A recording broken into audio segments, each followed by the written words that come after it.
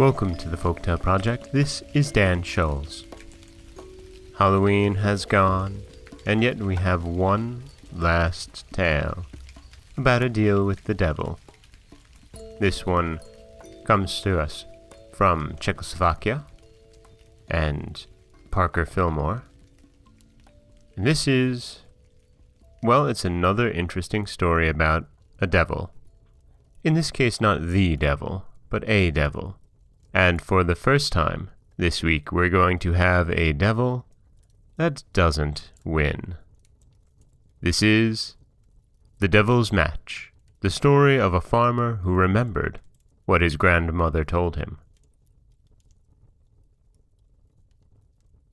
Once upon a time, there was a poor farmer who lived in a wretched, tumble-down cottage beyond the village, and whose farm consisted of a miserable little field no bigger than your hand.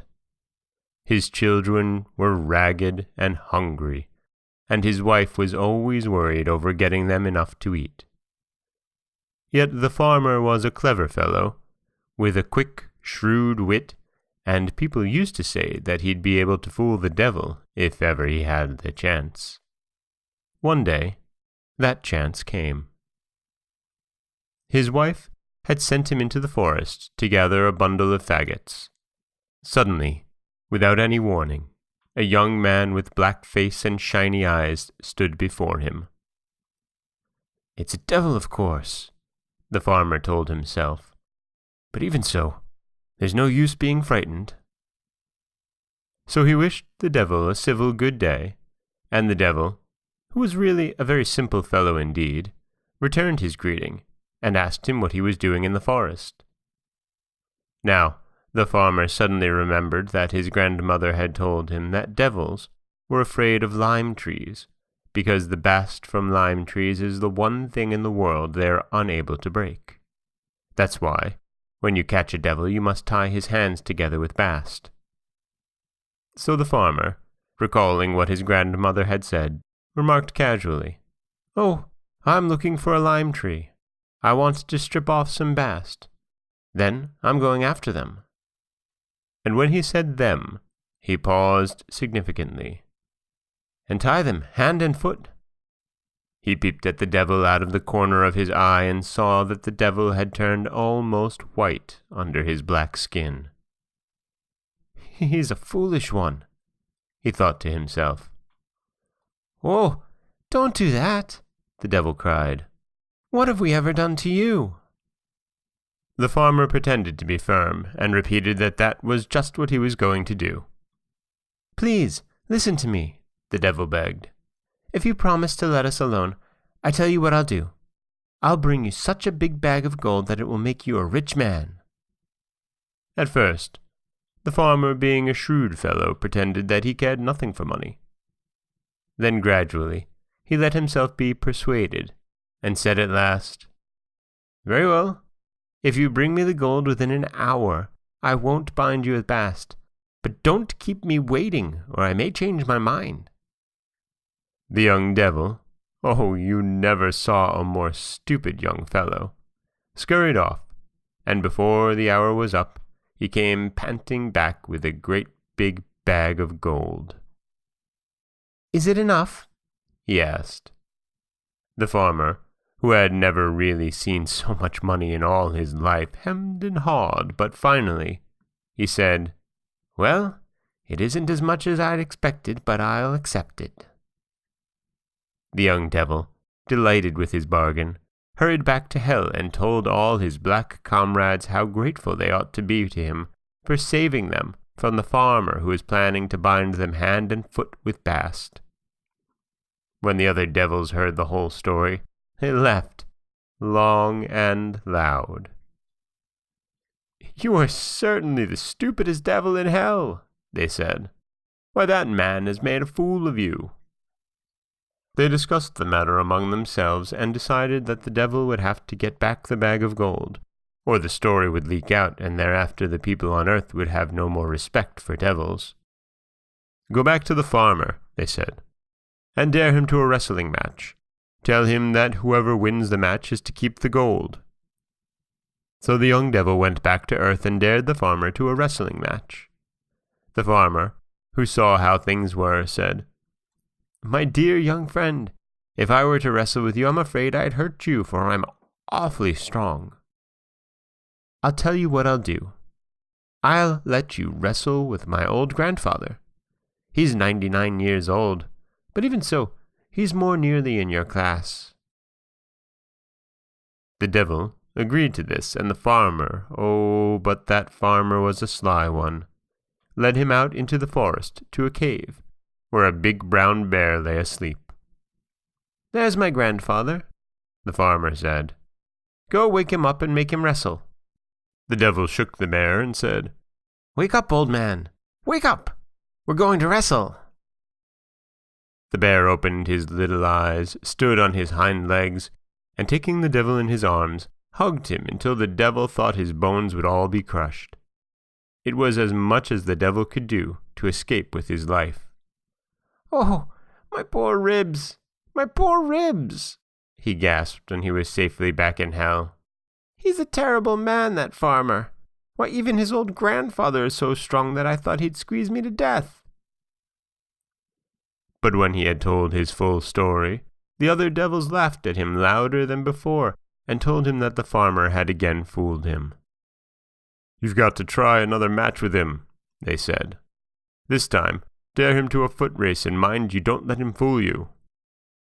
So in a day or two, when the soreness had gone from his bones, the devil went back to earth, and dared the farmer to run a foot race with him. "Certainly," the farmer said, "but it's hardly fair to let you run against me, because I go like the wind. I'll tell you what I'll do. I'll let you race with my small son. He's only a year old, and perhaps you can beat him." The devil, I never knew a more stupid fellow in my life, agreed to this, and the farmer took him out to a meadow. Under some bushes, he showed him a rabbit's hole. "My little boy is asleep in there," he said. "Call him out." "Little boy," the devil called, "come out and run a race with me." Instantly, a rabbit jumped out of the hole and went hoppity-lop across the meadow. The devil tried hard to overtake him, but he couldn't. He ran on and on. They came at last to a deep ravine. The rabbit leaped across, but the devil, when he tried to do the same, slipped and fell, and went rolling down over stones and brambles, down, down, down into a brook. When he had dragged himself out of the water, bruised and scratched, the rabbit had disappeared. "I've had enough of that farmer," the devil said when he got back to hell. "Why, do you know, he has a small boy just 1 year old, and I can tell you there isn't one of you that can beat that boy running."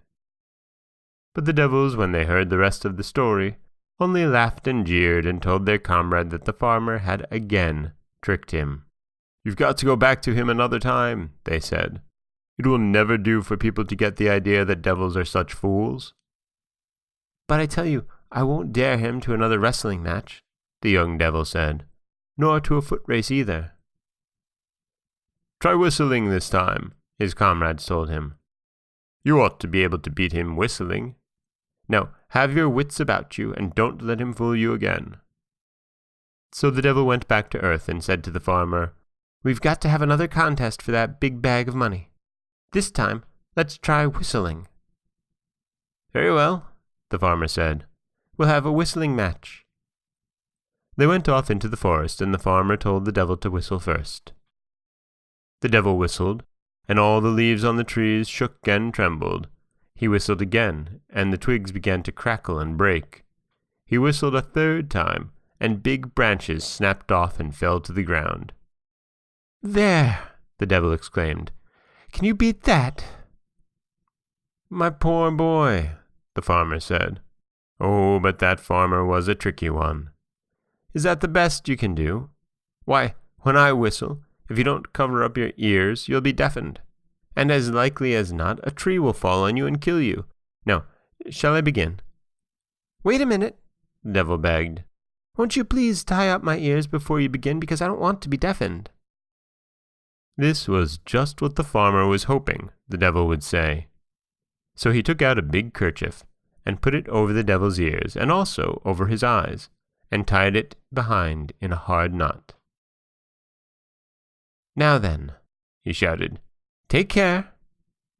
With that, he began to whistle, and as he whistled he picked up a big branch off the ground and gave the devil an awful crack over the head. "My head! My head!" the devil cried. "My poor fellow," the farmer said, pretending to be very sympathetic. "I hope that tree as it fell down didn't hurt you. Now I'm going to whistle again, and you must be more careful." This time, when he whistled, the farmer struck the devil over the head harder than before. "That's enough!" the devil shouted. "Another tree has fallen on me. Stop! Stop!" "No," the farmer insisted. "You whistled 3 times, and I'm going to whistle 3 times. Are you ready?" The poor devil had to say, "Yes." And thereupon the farmer began to whistle, and at the same time beat the devil over the head and shoulders until the devil supposed that the whole forest was falling on him. "Stop whistling!" he shouted. "Stop, or I'll be killed!" But the farmer wouldn't stop until he was too exhausted to beat the devil any longer. Then he paused and said, "Shall I whistle some more?" "No, no, no!" the devil roared. "Undo the kerchief and let me go, and I swear I'll never come back." So the farmer undid the kerchief, and the devil fled, too terrified to stop even long enough to look around for all those fallen trees. He never came back, and the farmer was left in undisputed possession of the gold. "I owe all my good fortune to my old grandmother," the farmer used to say, "for she it was who told me to tie them with bast." And that is The Devil's Match, the story of a farmer who remembered what his grandmother told him.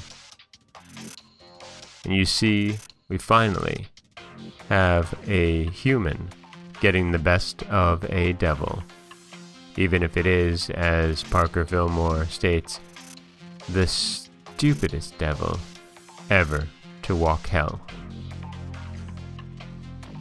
This is Dan Scholes for the Folktale Project. Don't forget that you can subscribe to the podcast on Apple Podcasts, Stitcher, Google Play, Overcast, anywhere you like to get your podcasts. You can follow us on Twitter at Folktale Project. You can find us on Auto Radio, TuneIn Radio, iHeartRadio, Spotify, anywhere you like to listen. And you can always head over to folktaleproject.com, where you'll find a new story waiting for you every Monday, Wednesday, and Friday.